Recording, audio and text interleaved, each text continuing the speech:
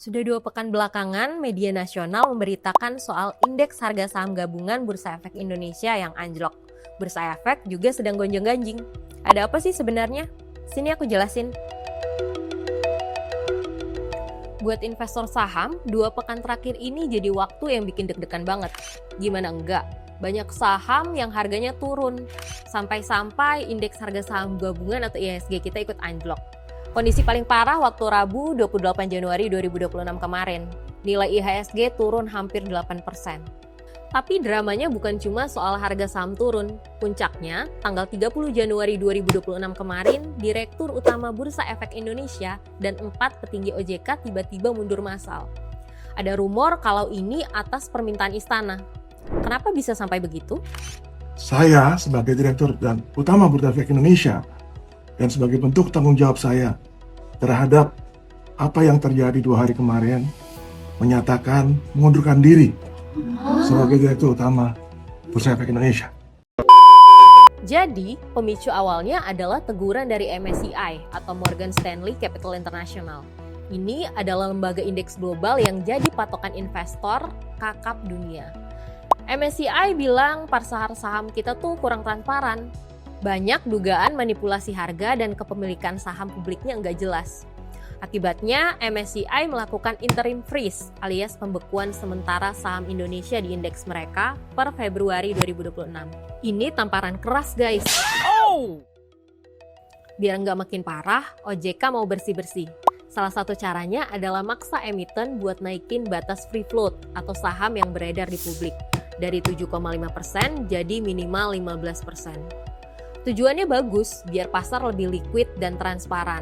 Tapi, kalau dipaksain buru-buru, efek sampingnya harga saham bisa anjlok karena tiba-tiba suplai saham di pasar membanjir. Sementara yang beli belum tentu ada. Ini yang bikin pasar panik. Di tengah kepanikan ini, muncul isu lain yang lebih sensitif, namanya demutualisasi bursa.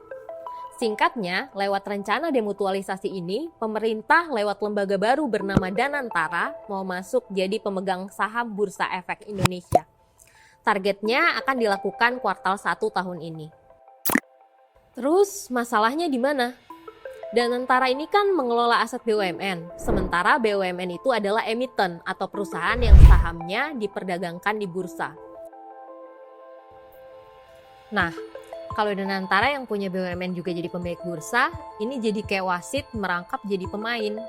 Banyak pengamat khawatir ini bakal memicu konflik kepentingan. Takutnya ada anak emas atau perlakuan istimewa buat saham-saham plat merah. Kalau independensi bursa hilang, investor global bisa makin kabur. Terus dampaknya buat kita apa? Pertama, buat kamu yang investasi saham atau reksadana, siap-siap sering menghadapi roller coaster. Selama masa transisi aturan baru ini, harga saham diprediksi bakal fluktuatif banget karena faktor ketidakpastian. Kedua, risiko sistemik. Kalau investor asing cabut karena merasa pasar kita nggak adil dan terlalu banyak intervensi politik, aliran modal keluar. Ini bisa bikin ekonomi melambat. Belum lagi, pemerintah berencana menaikkan limit investasi dana pensiun dan asuransi di bursa saham dari 8% jadi 20%. Bisa-bisa nanti kasus gagal bayar kayak Jiwasraya dan Asabri kejadian lagi di perusahaan lain. Ujung-ujungnya ya publik yang dirugikan.